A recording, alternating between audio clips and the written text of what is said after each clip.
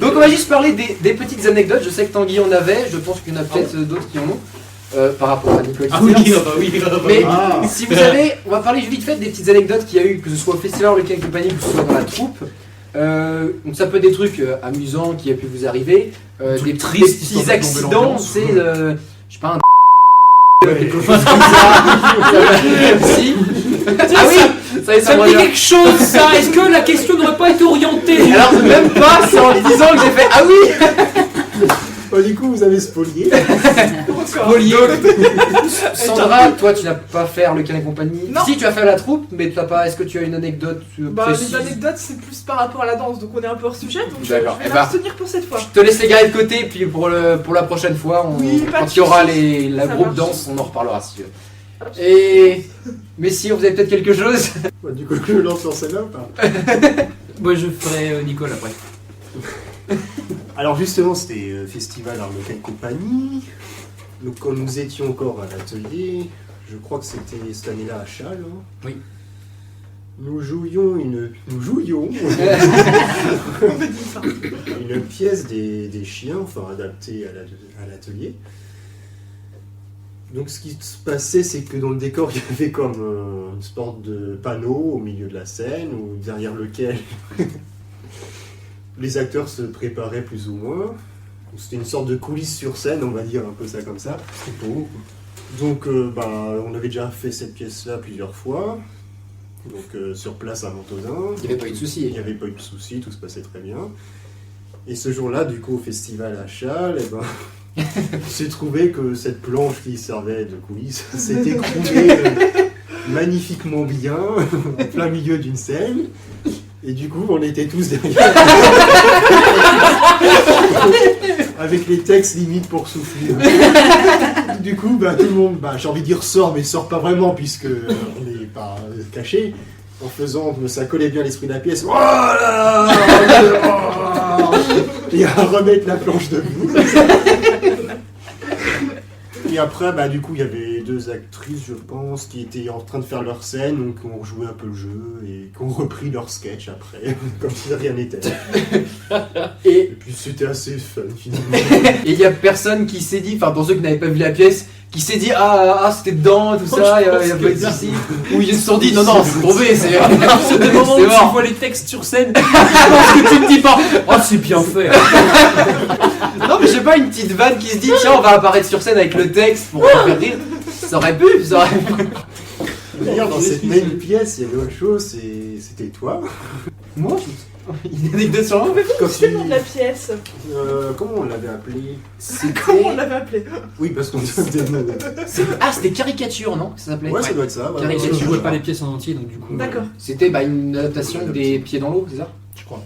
Non. Pas les pieds dans l'eau. Pas les pieds dans l'eau? Non, c'est l'autre. Mais une pièce des chiens en tout cas. Ouais. Je sais pas si on a le droit de le dire. Si, donc on peut dire que c'est une adaptation, c'est une reprise, c'est différent. Ouais. Et du coup, dans cette pièce-là, tu étais à un moment accroupi, à genoux sur un tabouret, un peu surélevé derrière la fameuse planche, justement, avec les bols. Et nous, on était du coup derrière cette Ah putain, si, ça y est, je vois. On chatouillait les pieds. Je me souviens parce qu'il le faisait même en répète. Et comme Christelle ne voyait pas, elle faisait sérieux. Et je disais, mais il y en a qui me chatouillent. Il faisait, ouais, bien sûr, c'est ça. D'accord. Ensuite, maman, est-ce que tu as une anecdote Maman. Invité. Que ce soit même sans être la troupe directement de l'atelier, mais que ce soit pendant le festival avec une autre troupe, un souci qu'il y aurait eu. Non, j'ai le souvenir dans les premiers festivals qu'on faisait avec Saint-Berthevin, les Laval. Ils étaient là où tout le monde, beaucoup dormait ici. Et donc on disait que ça devenait vraiment familial, c'était un peu la zone. Et au dernier départ, le dimanche, souvent c'était un peu... tout le monde était un peu triste de se quitter. Ouais. Et on a fini une année sur quelque chose un peu étrange. On avait Alain qui restait parce qu'il devait nous aider à ranger et raccompagner ses derniers groupes. Et sa femme Martine rentrait à la maison et avec la voiture, avait décidé de rentrer avec la voiture, il voulait rentrer avec quelqu'un d'autre et rentrer de bonne heure. Et ils sont partis à fond sur la route et arrivés chez eux à Saint-Berthevin-les-Laval, Alain, il fait, je pense qu'on va avoir un coup de fil, ça va pas être long. Ils vont être obligés de revenir nous chercher parce que c'est lui qui avait les clés de la maison. Ce qui fait qu'elle a dû refaire la route pour revenir chercher les clés. Et nous étions tous assis sur des chaises à lui faire une aide d'honneur, à l'attendre parce qu'elle fait, voilà, elle a voulu partir sans moi. Super. Et dire, on n'a gagné aucun temps. Résultat des courses, elle a fait 2 allers-retours. Voilà, donc c'était un petit truc marrant. On s'en est rendu compte vraiment une fois qu'elle était Ah, mais il faut arriver pour pouvoir ouvrir la porte, quoi.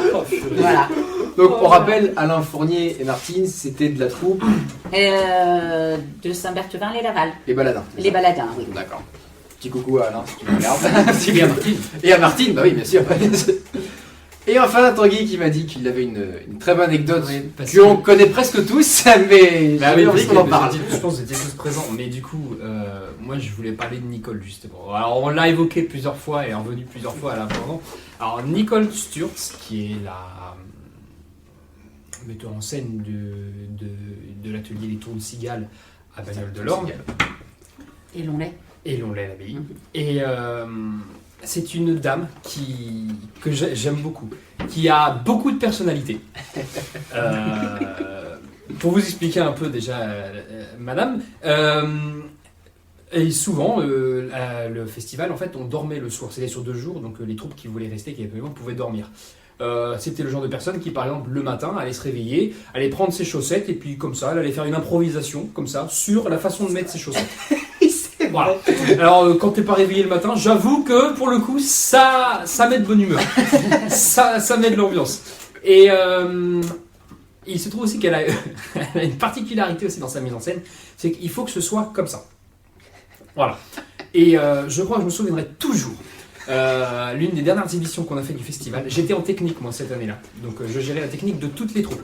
Donc j'avais soit avec moi quelqu'un de la troupe, soit quelqu'un qui était venu me voir avant pour m'expliquer un peu, qui m'avait donné un texte. Dans ce cas-là, je me débrouillais. Et cette année-là, pendant la représentation des Tours de Cigale, donc on était pendant le spectacle, j'avais Nicole à côté de moi. Et alors donc, il commence, donc je fais ce qu'elle me disait. En plus, elle était juste à côté de moi, donc elle me disait ce qu'il fallait faire. Mais elle était dans la pièce, donc elle faisait, vas-y, pas maintenant. Vas-y, fais-la. Non, attends. Et elle a une particularité en plus, c'est que si c'est pas comme ça, même pendant la représentation, c'est pas bon. Donc du coup, c'est-à-dire que s'ils sont en train de jouer, non. Recommence. On refait. Lance pas. Et à la fin, je savais même plus quoi faire, tellement j'étais plié, parce qu'en fait, le spectacle, c'était autant sur scène que à la technique avec elle, parce qu'elle était là. Non, fais pas. Non, recommence. Non, lance pas. Même moi, je me faisais engueuler, alors je faisais pas partie de la troupe. Et j'avoue que, sur le coup, bon, tu sais pas quoi faire, mais c'est quelque chose de très marquant. Et Nicole, si tu regardes ça, je t'aime de tout mon cœur. Oui, c'est pas méchant. J'avoue que ce jour-là, j'ai eu un fou rire énorme. Parce que voilà, j'ai beaucoup de respect pour toi. C'était génial. Je t'embrasse. Voilà. Donc je vais juste terminer moi sur une petite anecdote que j'ai eue. Tanguy, une année, m'a demandé, je crois que c'était la dernière édition, de présenter le festival. Parce qu'il n'y avait pas de présentateur, toi tu devais être à la technique.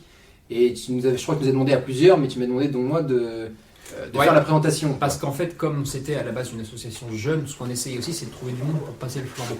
Voilà. Donc du coup, j'essaye de préparer des petites fiches en me disant, il faut quand même que je me renseigne au niveau des troupes et tout ça. Puis je me suis dit, je vais faire participer les metteurs en scène, comme Tanguy m'avait demandé.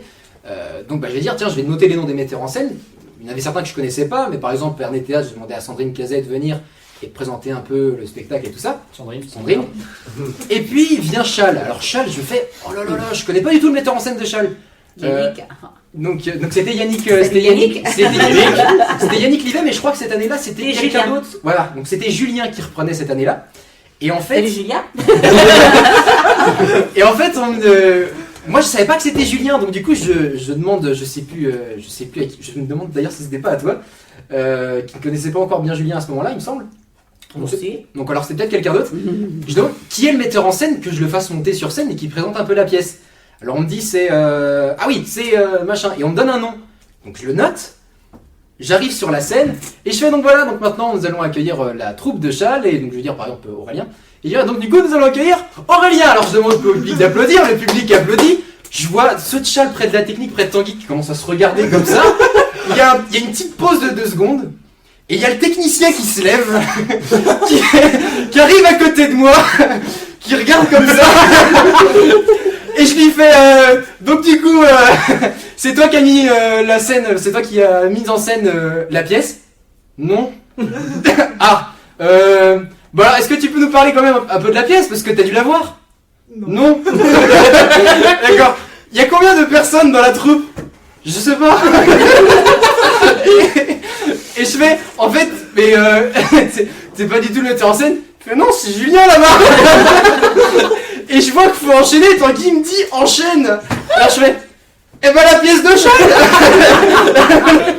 Le meilleur lancement de pièce. T'as pas une info.